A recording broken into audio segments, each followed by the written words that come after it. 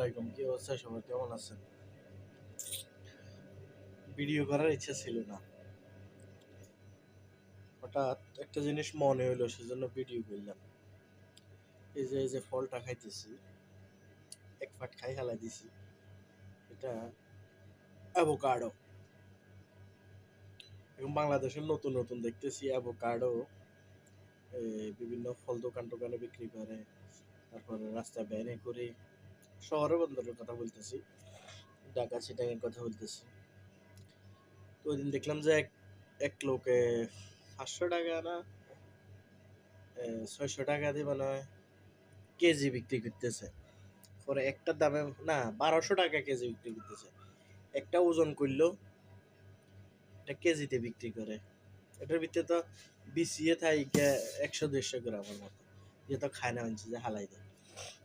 South আফ্রিকাতে এগুলো available পাওয়া যায়। আলহামদুলিল্লাহ চেষ্টা করি প্রত্যেকদিন সকালে একটা করে খাওয়ার।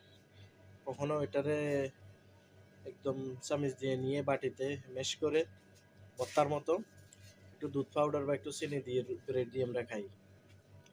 যদিও আমি ব্রেড সকালবেলা নাস্তা করছি, ব্রেড পাউরুটি। আমার ওই অ্যাভোকাডো এভাবে খেতে ভালো লাগে।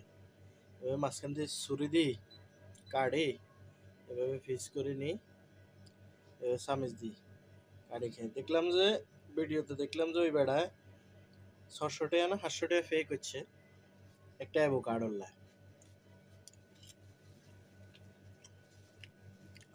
পে করার পরে শক্ত। বাংলাদেশের মানুষ তো নতুন ফল কিউরিসিটিজ এক্সাক্ট ভিডিওতে দেখে।